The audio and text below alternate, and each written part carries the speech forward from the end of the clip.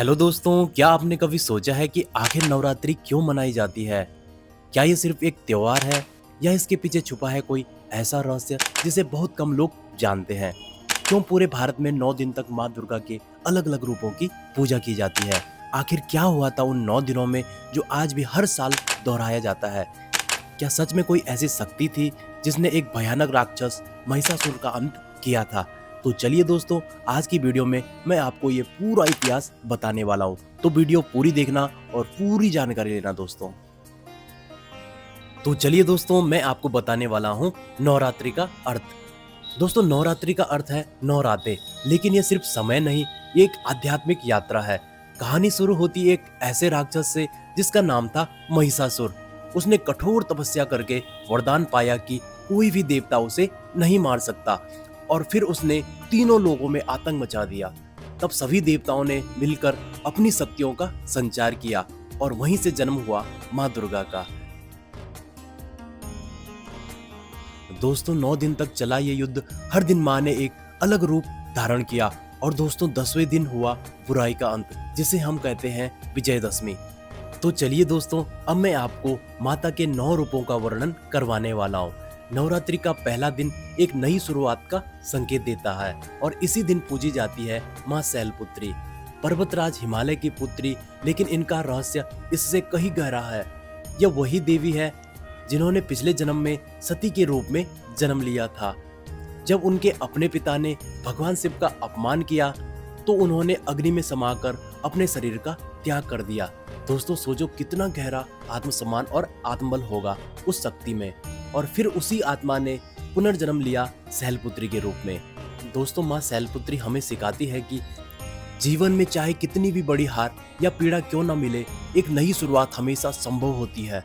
दोस्तों, इस दिन घी का भोग चढ़ाया जाता है, जो शुद्धता और ऊर्जा का प्रतीक माना जाता है।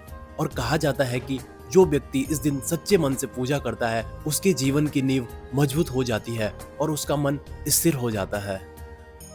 दोस्तों, नवरात्रि के दूसरे दिन माँ ब्रह्मचारिणी की पूजा होती है। दोस्तों, नवरात्रि का दूसरा दिन हमें सिखाता है कि सच्ची शक्ति बाहरी नहीं बल्कि भीतर की तपस्या में होती है। इस दिन माँ ब्रह्मचारिणी की पूजा की जाती है। यह वह रूप है जिन्होंने भगवान शिव को पाने के लिए हजारों वर्ष तक कठोर तप किया। न भोजन, न पानी, न कोई सुविधा, केवल एक लक्ष्य और अटूट विश्वास। यह रूप हमें सिखाता है कि अगर अपना लक्ष्य सच्चा है तो आपको अपने आराम, अपनी इच्छाओं और अपने डर को त्यागना ही होगा। इस दिन मिश्री या शक्कर का भोग चढ़ाया जाता है, जो जीवन में मिठास और संतुलन का प्रतीक माना जाता है। दोस्तों, कहा जाता है कि जो व्यक्ति इस दिन पूरी श्रद्धा से पूजा करता है, उसे धैर्य, संयम और आत्मबल की प्राप्ति होती है। दोस्तों, नवरात्रि का तीसरा दिन उस शक्ति का प्रतीक है जो हमारे जीवन के हर डर को खत्म कर सकती है। इस दिन माँ चंद्रघंटा की पूजा की जाती है। इनके माथे पर अर्धचंद्र घंटे के आकार में होता है।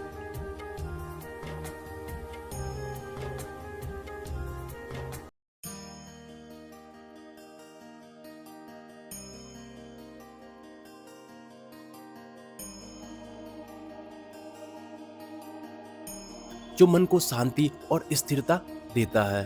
दोस्तों, कहा जाता है कि जो भक्त सच्चे मन से इनकी आराधना करता है, उसके जीवन से हर प्रकार का भय समाप्त हो जाता है और वह साहस के मार्ग पर आगे बढ़ता है। दोस्तों, नवरात्रि का चौथा दिन उस शक्ति का प्रतीक है जिसने इस पूरे ब्रह्मांड को जन्म दिया। इस दिन माँ कुष्मांडा की पूजा की जाती है। दोस्तों, कहा जाता है कि जब चारों ओर केवल अंधकार था, तब उन्होंने एक हल्की सी मुस्कान के साथ इस ब्रह्मांड की रचना की। यह सुनने में भले ही अद्भुत लगे, लेकिन इसका संदेश बहुत ही गहरा है। उसकी एक सकारात्मक सोच भी आपके जीवन को पूरी तरह बदल सकती है। दोस्तों, इस दिन मीठा भोग या मालपुआ चढ़ाया जाता है, जो ऊर्जा और आनंद का प्रतीक है। जो व्यक्ति इस दिन सच्चे मन से पूजा करता है, उसके जीवन में नई ऊर्जा और सकारात्मकता का संचार होता है। दोस्तों, नवरात्रि का पांचवा दिन प्रेम, ममता और ज्ञान का प्रतीक है। इस दिन माँ स्कंद माता की पूजा की जाती है, जो भगवान कार्तिकेय को अपनी गोद में धारण किए रहती है। यह रूप हमें सिखाता है कि सच्चा प्रेम और ममता ही जीवन की सबसे बड़ी शक्ति है। दोस्तों, इस दिन केले का भोग लगाया जाता है, जो सरल और पवित्रता का प्रतीक है। दोस्तों कहा जाता है कि जो व्यक्ति इस दिन इनकी पूजा करता है उसे ज्ञान, बुद्धि और मानसिक शांति प्राप्त होती है। दोस्तों नवरात्रि का छठा दिन उस शक्ति का प्रतीक है जो अन्याय के खिलाफ खड़ी होती है। इस दिन माँ कात्यायनी की पूजा की जाती है। दोस्तों इनका जन्म ऋषि कात्यायन के तप से हुआ था और उन्होंने महिषासुर के विनाश में महत्वपूर्ण भूमिका निभाई। यह हमें सिखाती है कि अगर हम सच्चाई के रास्ते पर हैं तो हमें किसी से डरने की जरूरत नहीं है। इस दिन शहद का भोग लगाया जाता है जो जीवन में मिठास और आकर्षण लाता है। इनकी पूजा करने से साहस और आत्मविश्वास बढ़ता है। दोस्तों नवरात्रि का 7वां दिन सबसे रहस्यमय और शक्तिशाली माना जाता है। इस दिन माँ कालरात्रि की पूजा की जाती है। इनका रूप भले ही भयानक हो लेकिन यह अपने भक्तों की रक्षा के लिए सबसे कोमल है। यह रूप हमें सिखाता है कि अंधकार के पीछे एक नई सुबह छिपी हुई होती है। इस दिन गुड़ का भोग लगाया जाता है जो नकारात्मक ऊर्जा को खत्म करता है। दोस्तों जो व्यक्ति इस दिन सच्चे मन से पूजा करता है उसके जीवन से हर प्रकार की बाधा और भय समाप्त हो जाता है।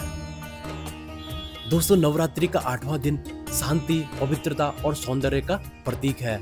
इस दिन माँ महागौरी की पूजा की जाती है। दोस्तों इनका रंग चंद्रमा की तरह उज्जवल है और यह रूप हमें सिखाता है कि कठोर तपस्या और सच्ची मेहनत के बाद ही जीवन में उजाला आता है। दोस्तों इस दिन नारियल का भोग लगाया जाता है जो शुद्धता और समर्पण का प्रतीक है।